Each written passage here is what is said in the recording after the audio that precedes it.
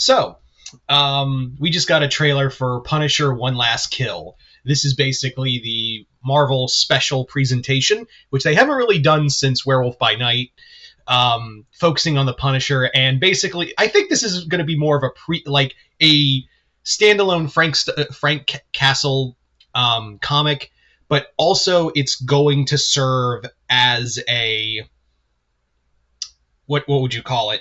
A prequel. There's the word I was looking for. Holy crap! Basically a pseudo prequel for Spider-Man: Brand New Day, because we do know Frank is going to be in that movie, though we still don't know like how big of a impact Frank is going to have in there. We do know that he is going to play obviously a role in that film, but we don't know like how big it is. And I don't know honestly like how big that movie is going to be. Like I've talked about before, there's so much in it. Like, how are you going to not make it like? How are you going to make this movie not overstuffed? You know what I'm saying? Anyway, so Punisher One Last Kill is just Frank hiding out, and we see that he's starting to like lose his mind. Like there is something clearly wrong with him. The soldiers that died died in that ambush from the Netflix show, they basically are like haunting him. Frank is having hallucinations in other ways, and it looks like a family gets kidnapped by gangsters or human traffickers, and now Frank is going out to save save those kids. Yeah. Now, this looks actually pretty bloody, and I was actually surprised that the script for the movie was written by Jon Bernthal himself. He's also executive producing.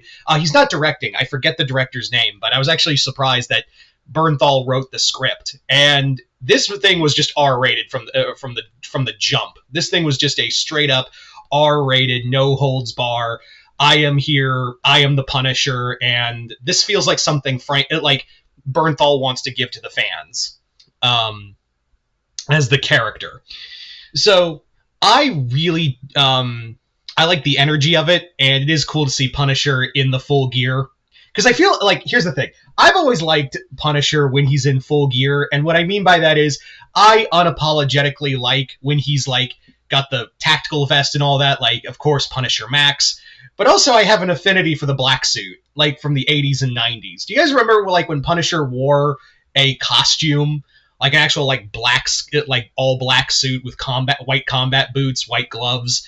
They don't do that anymore. I wish they would bring that back. Like I know it's not a popular thing, and that was like an era when, and before, Frank got revamped by Garth Ennis for Max, and we got the tactical vest and all that. So I do wish, and we'll never get it in live action. We will never get that costume. But I just thought, better time than never to really like talk about like, hey, the black suit's kind of cool. Like I like the black suit. I wish we got more of it. Anyway, getting back on topic. It's just nice because so many times in TV shows, especially with Punisher, they don't have him. They just have him in regular clothes. So it is cool that we are this and Brand New Day. He's going to be in a costume. He's going to be in his tactical gear. I just thought I'd bring that up because I'm like, man, as much as I like the Punisher Netflix show, even though yes, I feel like it had some major deviations. I feel like the plot, especially in the second season, had some problems. I will say that like I thought it was fine. But the one thing that always bothered me was the fact that we don't get a lot of Frank in the costume, in the armor. I'm also wondering if this is how we're going to get the battle van. Like, I wonder if this is going to explain Frank getting the battle van, because again, we obviously know Frank is going to survive whatever kind of hell that's going to be rained down on him. So to have that. I wonder if this is going to explain how he gets the battle van so we can get that for Brand New Day. And I would not be shocked. I'm telling you this right now. I believe, and I could be wrong, I will always admit when I'm wrong, but I thoroughly believe we'll get a Spider-Man cameo at the end. Like an after-credit scene, like we'll see Frank hear a 911 call, and he'll look out the window. Maybe he'll look out the window of the battle van or of his apartment. He'll see like Spider-Man swinging to it, swinging that same call, and he's just like, all right. So it could actually be like you could tie this in as like that opening scene with Frank in the battle van chasing those thieves from that scene we saw in the trailer, and Spider-Man's trying to stop him too, and like webs his mouth and goes like, "Go home, Frank." I think that'd be kind of fun. In fact, I think that might happen, honestly. Now, we don't really know who the villain of this story will be. That's the other major point of order I want to bring up, is that we don't really know who the villain of this storyline will be. And I hope we get more stuff with Punisher in the future. I hope this isn't like the swan song for Frank Castle, this and Brand New Day. I really do hope we get more stuff with Punisher, because like every time we do so, and this is again another problem I had with the shows, is that they were more about like cults and political intrigue. And yeah, Punisher does have that, but like, why can't we just have a season where Frank is just fighting the mob? Can we just have that, please? Like, can we just have a show, like a mini series, where he's like, I don't know. We do kind of get that with in Daredevil Born Again season 1, but like, can we just have like I don't know, one season, just one show where he's like where he's like going to war against Monucci, or I don't know, fights the Russian, or what's his name, Dragunov. He was a D-list Punisher villain that he got wasted in the Russia arc. But yeah, I don't know. Like, I just want Frank Castle to do the Punisher things. You know what I'm saying? Like, we don't like. I just want to see Frank Castle waste the mob.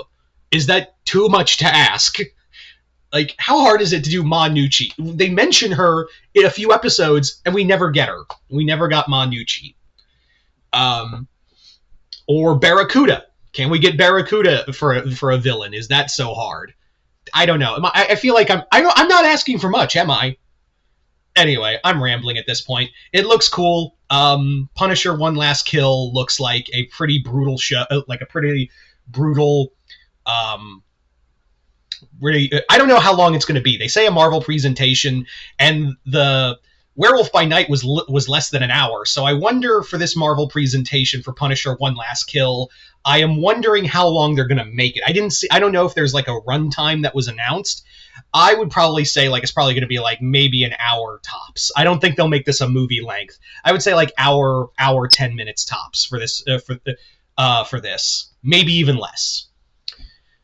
But as I was saying, it looks cool. Again, I do think we're going to get a Spider-Man cameo to hype up Brand New Day. And hopefully this leads to more Punisher-centric stuff. And dear God, can we just do the thing Punisher's known for in a show? Maybe in this special, too. Maybe maybe we will get Monucci in here. Because, again, I don't know the villain in this show. So it could be the Nucci family. Could be Barracuda.